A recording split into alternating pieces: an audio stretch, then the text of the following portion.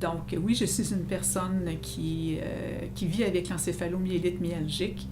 J'ai été, dans le fond, diagnostiquée en 2011.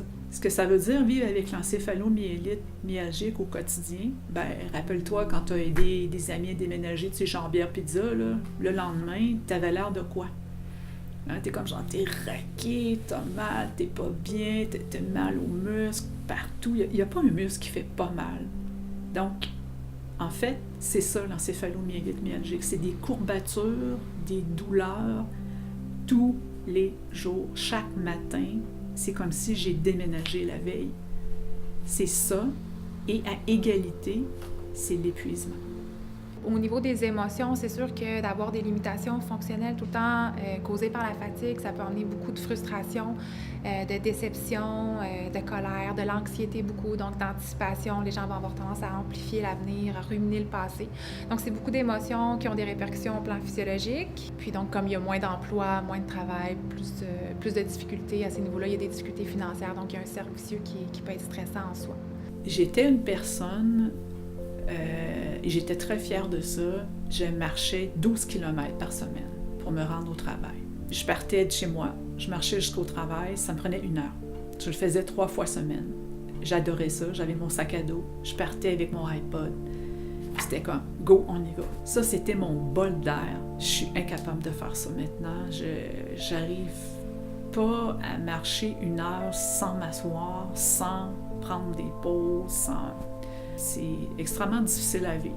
C'est comme des couches de deuil par-dessus deuil.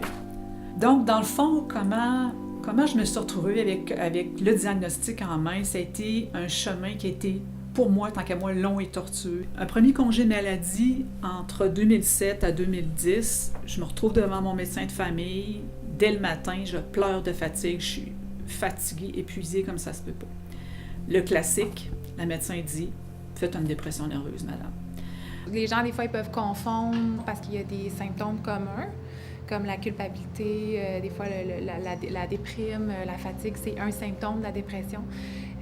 Donc, le manque d'intérêt, tout ça, ça peut être relié, mais en fait, c'est 2 choses qui sont différentes. C'est une fatigue profonde qui est très déstabilisante également. J'ai déjà été une femme pleine d'énergie, qui a encore des tonnes de projets dans sa tête. Mais je ne vois pas trop comment je vais les accomplir parce que le jus, l'énergie, l'essentiel est pas là. Il n'est plus là. Ce que les gens nous rapportent, c'est qu'ils ont l'impression de perdre au niveau de l'emploi leur sentiment d'utilité, leur sentiment d'efficacité, qu'ils ont l'impression, au niveau des amis, de ne plus pouvoir être aussi présents, de ne plus pouvoir participer à autant d'activités. Donc, beaucoup d'impression de perte. Donc, on vient emmener ces gens-là à voir qu'est-ce qui leur reste, qu'est-ce qu'ils peuvent faire encore comme activité, qu'est-ce qu'ils peuvent aller chercher. Est-ce qu'ils peuvent faire un petit peu d'heures de bénévolat? Est-ce que ça peut valoir la peine? Dépendant des niveaux aussi, là, il y a quand même des cas qui sont plus sévères que d'autres. Au niveau relationnel, ce qui est ajouté, ça serait beaucoup aussi le jugement des gens par rapport à une condition qui est invisible. Et donc, c'est beaucoup le jugement, de s'expliquer, de pouvoir le communiquer aux autres. Donc, comme psychologue, on fait beaucoup ça aussi. On va aider les gens à savoir comment mettre leurs limites, à vulgariser ce qu'ils vivent dans un contexte où la maladie n'est pas vraiment connue encore. Je me suis tout de suite intéressée, même avant le diagnostic, à savoir où est-ce que je pouvais trouver de l'aide.